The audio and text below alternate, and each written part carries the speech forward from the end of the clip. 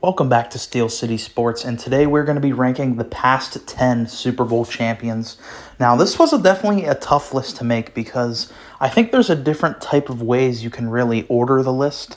You could go with just the talent that was on the roster. I think that's probably the easiest way. You could look at also and factor in the strength of teams that they played to get to the Super Bowl. You can look at, their performances in the playoffs, all that. But ultimately, the way I ended up ranking this was if I have a team higher than another, that means that I think that team could beat that team. So the team at 9, I think, can beat the team I have at 10, so on and so forth throughout the list. So that's kind of how I did it. I think that's the easiest way because if you're just comparing talent, all of these teams, of course, are extremely talented teams. To win a Super Bowl, you have to be. So let's get into it here. Coming in 10th place, we have the Super Bowl 53 winning New England Patriots from the 2018 season. I think this was the worst iteration of the Patriots team. There were 3 Patriot teams that won the Super Bowl in this part of their dynasty. You had the 3 early on when Brady was really young, and then you had the 3 later. And out of the later 3 in the dynasty, I think this was the worst one because obviously they're the oldest.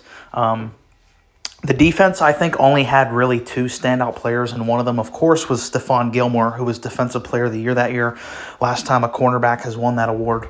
So the defense was good. I don't think it was an elite-level defense. The offense, obviously, extremely elevated by Tom Brady. And you're going to hear me say that a lot with these Patriot teams, is Tom Brady.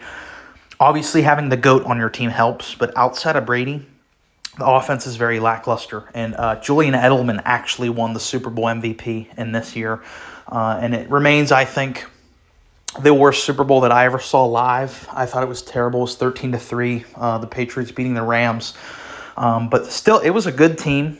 You still had Gronk and Edelman, even though they were old. Brady still in his prime as the GOAT. Belichick, this was one of Belichick's I think one of his crowning achievements was holding that Rams team, his defense holding that Rams team to just 3 points. This was the same year you had that Rams-Chiefs matchup where they both put up over 50 points. That same Rams team was held to just 3 points by Bill Belichick's defense. So if you like defense, this team had that. They had a good defense. They had a good Brady offense. But I just think that they are the weakest out of the last 10 teams. Coming in at number 9, we have the Super Bowl 52 winning Philadelphia Eagles from 2017. This team is very much a good example of a team just catching lightning in a bottle and going on a great run, getting hot at the perfect time of the year. They had some really good players, specifically on that defensive side of the ball, but this team just can't rank too high compared to other Super Bowl teams just for the simple fact that Nick Foles was the quarterback. And I get it.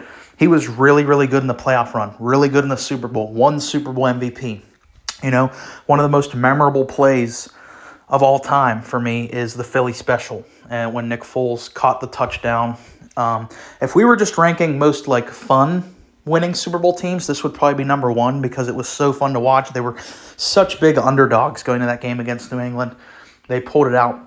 But I just think ultimately when you're comparing this to some teams that have Brady on it, when they have Mahomes on it, guys like that, it's just not going to really compare to some of the great teams. But they had some good players. They were a fun team. And at number 8, we have the Super Bowl 50 winning Denver Broncos.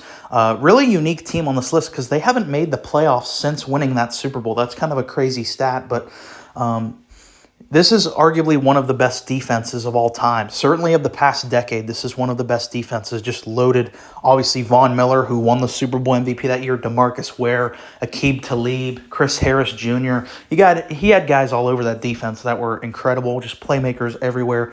Ultimately, though, I couldn't put this team higher because their offense was kind of lackluster when I compared it to other Super Bowl winning teams.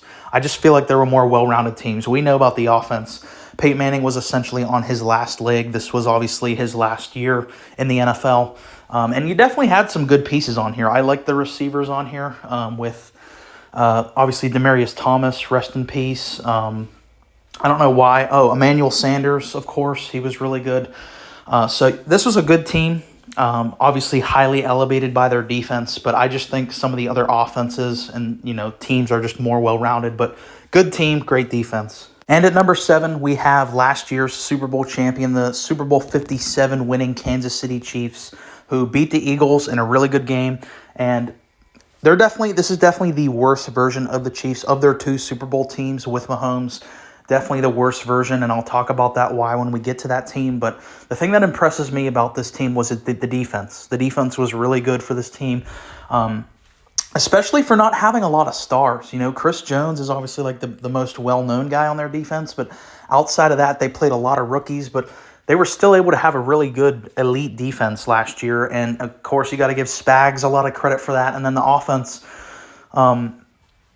it kind of just shows even more how weird this team was, because this year, they don't have a clear number one receiver, and their offense, I would say, is actually kind of bad this year. Whereas last year, it's like you didn't really lose anyone except Juju, except maybe Travis Kelce's not elite anymore. I don't know. But somehow the Chiefs lost Tyreek Hill at that time, probably a top 3 receiver in the NFL. And somehow Mahomes' numbers got better. He won the MVP that year. Him and Kelce were probably the best 1-2 punch in the NFL that year to go with that elite defense we talked about and beating some really impressive teams in that playoff run, beating that Eagles team. I thought that Eagles team was a better team, and they beat them. So that's where they rank, but we will see the better version of the Chiefs ranked higher. And at number 6, we have the Super Bowl 56 winning LA Rams from 2021. This was the year the Rams just had the perfect culmination of all their star talent finally coming together for the perfect team. Because, for years, the Rams were trying to throw together all these star names, but ultimately it came down to their quarterback just wasn't talented enough. And that's no knock at Jared Goff, but it's pretty clear that he was kind of the thing that was holding the Rams back. And once they made the trade for Stafford, it was a completely different team. Stafford put up, arguably his best season and got perfectly hot. This is another example of a team getting really hot at the right time. They brought in OBJ, who fit in perfectly with this team.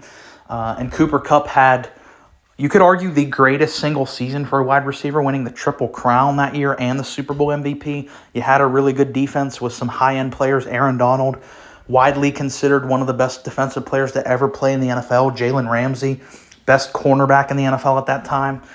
To go along with Stafford, a good team, and I think Sean McVay, a great head coach. Glad he got a ring because he deserved it. I think that this really was just the ultimate culmination of the Rams just year after year throwing money around at these star names. I'm glad it paid off, because had it not, it would look really bad in hindsight, because, it's kind of like what happened with the Saints, the later year Saints. Like, they threw a lot of money around at big names, but they were never able to quite get it done. So I'm glad with this Rams team, with all their stars, was actually able to get one. And of course, it was really cool seeing Matthew Stafford win his first Super Bowl ever, after being in Detroit for, 12 years, not getting anything. And his first year out of Detroit wins a Super Bowl. You just love to see stuff like that. Kicking off our top 5, we have the Super Bowl 49 winning Patriots. And, of course, you see the screen that's on play right there. I mean, one of the greatest plays in Super Bowl history from Malcolm Butler, winning the Patriots that game. Obviously, a soul crusher for any Seahawks fan and basically everyone else who's not a Patriots fan. I remember watching that game. But, yeah, you take everything I said about that 2018 team that won the Super Bowl. I think this was just a bit of a better version. Gronk was younger, I think still in his prime. Same thing with Edelman. And of course, Brady was at his height around now. I mean, Brady was so good for so long. I mean, you could pick any of the Patriot teams and say Brady was great. So I don't really have to bring that up. You guys know it's Brady. I just think this team had a more impressive, a couple more impressive wins, and they were more dominant. I think their defense was more well-rounded than that 2018 iteration of the team. And they beat the most stacked team of our generation in the Super Bowl, so that makes it even that much more impressive. And at number 4, we have the Super Bowl 54 winning Kansas City Chiefs. I think this is the best iteration we've ever seen of the Kansas City Chiefs, with Travis Kelce, peak powers of his prime, Tyreek Hill, top 3 receiver in the NFL at this time, Patrick Mahomes, fresh off of an MVP the prior season. This was the most explosive their offense ever was. And even outside of the Super Bowl game, which I think was impressive enough, they went into the fourth quarter trailing 10 points to that dominant Niners defense. But they also had some really impressive wins to get to that Super Bowl. I remember they were down like 28-0 to Houston, I want to say, in the divisional round. They came back to win that. And then they were down like 10, maybe a little more than that in the conference game against Tennessee. So it's the fact that you had 3 in a row playoff games, divisional round, conference round, Super Bowl. All of those wins were come from behind wins, and I think that just kind of shows how impressive and explosive that Chiefs offense was. The defense, it might not have been as good as the 2022 version, but this is generally one of the greatest offenses we've ever seen, and that's why this team ranks so high for me. And at number 3, we have the Super Bowl 55 Tampa Bay Buccaneers. Everything I just said about that Chiefs team, well, this Bucs team beat that exact team the very next year in the Super Bowl. So this team just has such a crazy story, given the fact that it was the pandemic year, and this team was basically just thrown together that offseason. They were kind of learning on the fly. There was a point where they were 7-5. They almost lost to the New York Giants, which were a really bad team that year, and it looked like it wasn't really working out.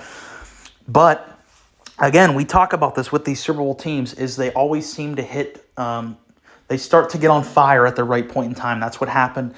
Like I said, they were 7-5. I think they finished with 11 wins that year. And truly one of the most dominant performances I've ever seen in a Super Bowl. I think the Chiefs only put up like 9 points or something. I can't remember off the top of my head, but it was a blowout. And that's because of how well-rounded this Bucs team was. You had Brady with his offense, all his weapons. Gronk, yeah, he was out of his prime, but he was still really good.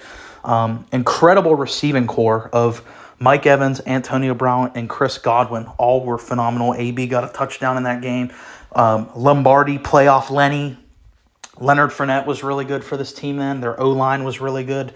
The play calling was great from Arians, and you had the perfect defensive coordinator in Todd Bowles, who I think that year was arguably the best defensive coordinator in the NFL. And that Tampa Bay defense was loaded. It's crazy now that you still have a lot of those guys from the Super Bowl team currently on the Buccaneers, but it's just age. They've aged very quickly, and they've lost some of their key vets.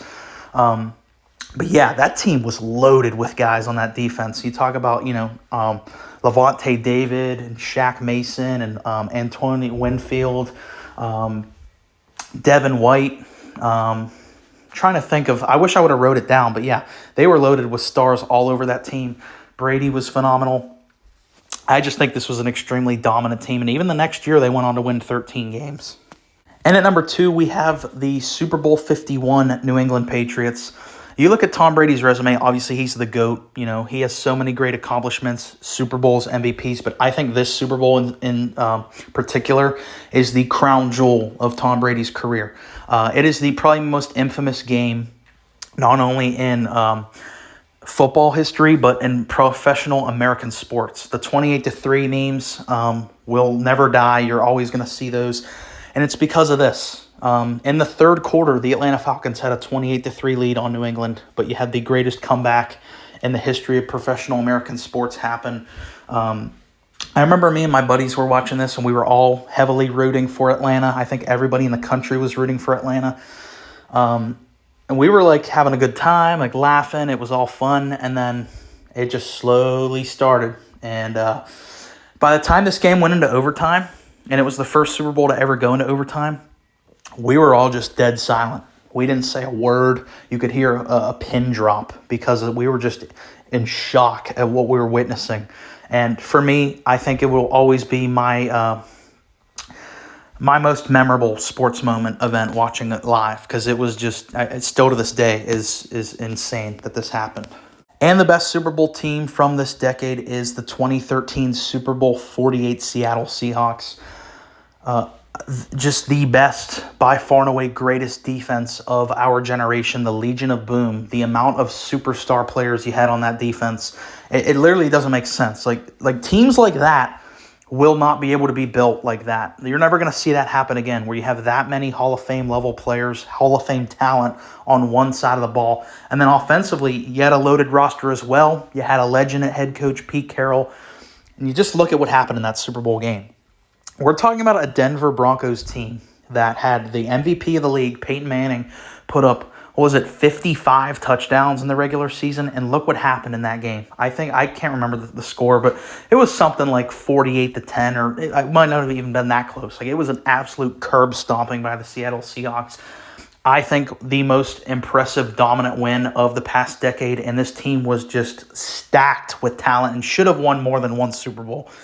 So that's been the list. If you made it this far, go ahead and comment your list, your ranking of the teams, and let me know what you thought about mine.